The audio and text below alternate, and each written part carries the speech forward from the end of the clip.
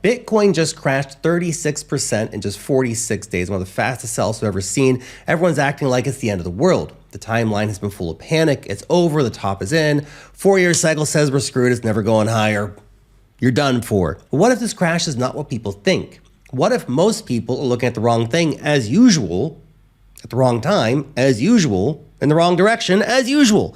Because what's happening right now may not be the cycle top, but rather the next big setup. One of the best setups Bitcoin has had in recent times. We've got the strongest macro conditions in a decade colliding with some of the worst sentiment in crypto in years. That gap is exactly where the money could be made. Let's start with the biggest misunderstanding in the market right now. And that is the obsession with the 4-year cycle. I get it. We have very small data sets. It's happened 3 times before. Surely it's got to happen again. But you're going to hear it everywhere. 2025 will be the top. Bitcoin bear market in 2026. And we've been talking for a long time, probably last year or so, how we may actually have an extended cycle this time due to a variety of different factors. The first trap may be this, that 2026 has to be a bear market because 2025 has to be the top because 4-year cycle, bro. Just because Bitcoin has followed a 4-year cycle so far does not mean it will simply do that again. Because as Bitcoin continues to evolve into a more mature asset with more institutional flows, the impact of the halvings may become less and less relevant to price action. You think these BlackRock Bitcoin ETF buyers sitting around, but the 4-year cycle, bro? Probably not. This is something Bitwise CIO Matt Hugan has already talked about. There are bigger forces moving on the timeline that don't sync with the prior 4-year cycle. We can talk about the business cycle, we can talk about the credit cycles, the AI cycle, all that stuff. So what if the 4-year cycle isn't about the halvings, but the byproduct of something much bigger running underneath the hood of the financial system? The business cycle. Bitcoin's price doesn't go up just because of certain dates on a calendar. Instead, it happens because global liquidity expands, which tends to run in 4-year cycles, but this time it has not been running in a 4-year cycle. We have a variety of evidence for that. Think about Bitcoin for what it actually is. Bitcoin is a pressure valve for global liquidity. It doesn't make revenue. It doesn't sell products. It responds to how much liquidity exists in the financial system. So the equation is simple. Easing liquidity leads to business expansion, which leads to risk assets rising. Tightening liquidity leads to business contraction, which leads to risk assets crashing. In this cycle, we have been in the longest business cycle contraction ever. Liquidity has been suffocatingly tight, and that's why Bitcoin hasn't seen the explosive expansion that we're used to. It's been a slow grind up, pull back, slow grind up, pull back, stairs up, elevator down every time. All because the liquidity just hasn't been there to allow for the kind of run that you should be expecting 2025 to have had. And here's the part that's confused everyone. Unlike past contractions, Bitcoin did push this time. And that's thanks to institutional and government adoption for the first time ever. State of Texas bought this week. Okay, a lot of big things are happening.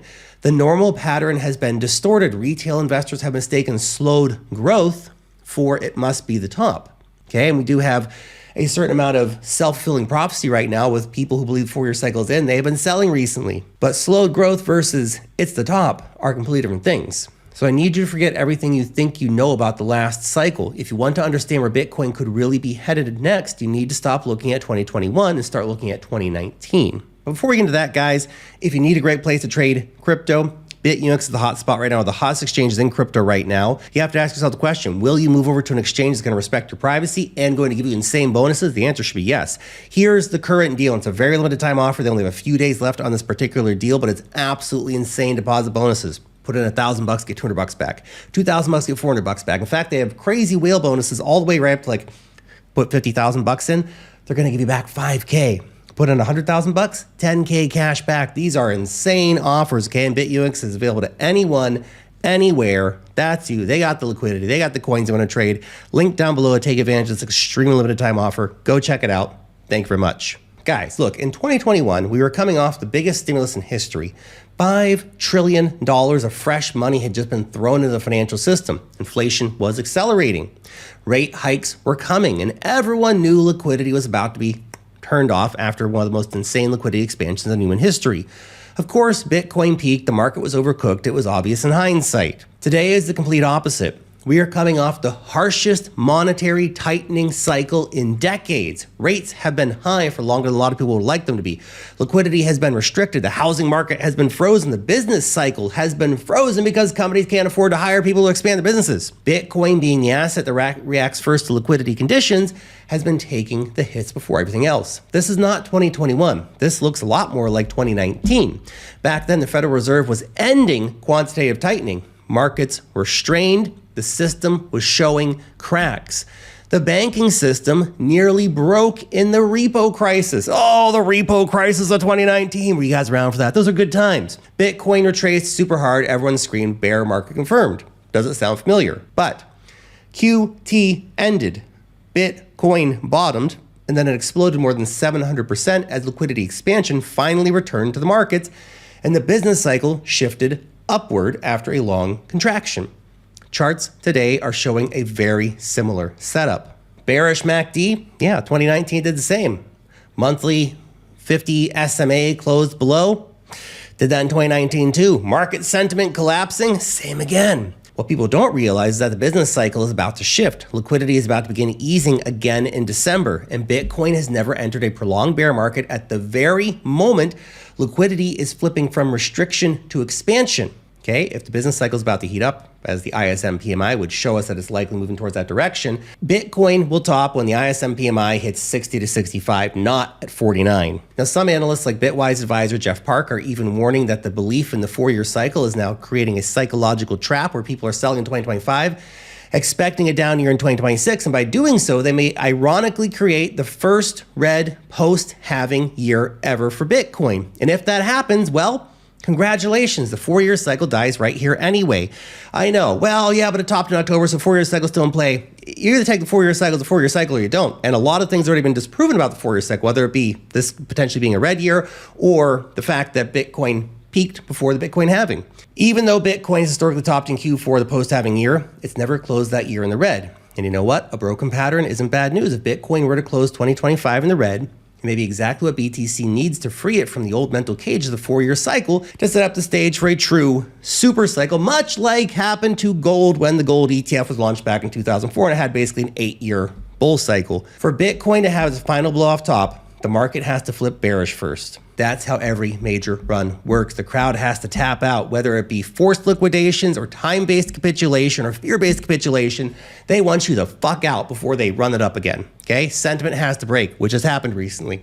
People have to convince themselves it is completely over before the market does the exact opposite of what everyone expects to be happening. Look around. That's exactly where we are right now. And if you want all the latest crypto and stock market news delivered straight to your inbox, you should check out my free newsletter. Link down below. No, seriously, it's awesome. Go check it out. So let's talk about what this crash actually means and why most people are seeing it backwards. If you zoom out from all the noise, there's a lot of noise, okay? The picture becomes very different. Bitcoin may not have already topped.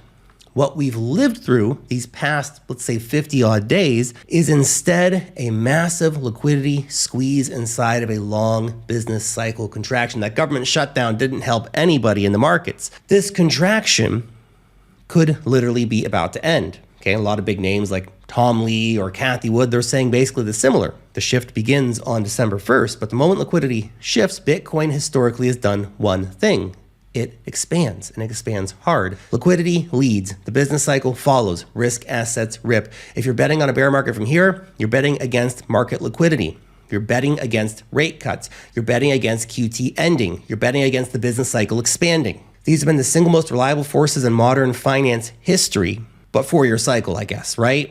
These forces have never been wrong in the past. Maybe they'll be wrong this time. Past does not indicate the future, obviously. But the weirdest part here is that most investors aren't even watching liquidity or the business cycle. They're watching more lagging indicators like the MACD, which, to be fair, is relevant and we should pay attention to these things, okay? But these tools tell you what already happened, not what's coming. And that's why so many bears may have walked right into the current trap. We are in a mini bear market season. Whether this becomes the big mama bear in 2026 is absolutely wrecked, or this is just the trap before we run higher, is the big question that'll be answered on the retest of the $100,000 mark. Maybe we're still in the later stages of the cycle as opposed to already at the end.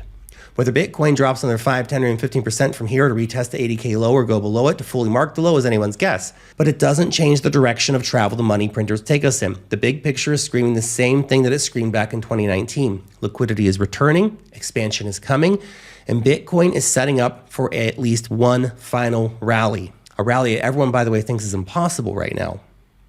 New highs are not off the table. Dare to dream. What if all you need is a little more patience? Because ultimately, that is what this cycle has really been about. Constantly having your patience tested. Every failed breakout, every bit of disappointment may still be rewarded. Thanks for watching.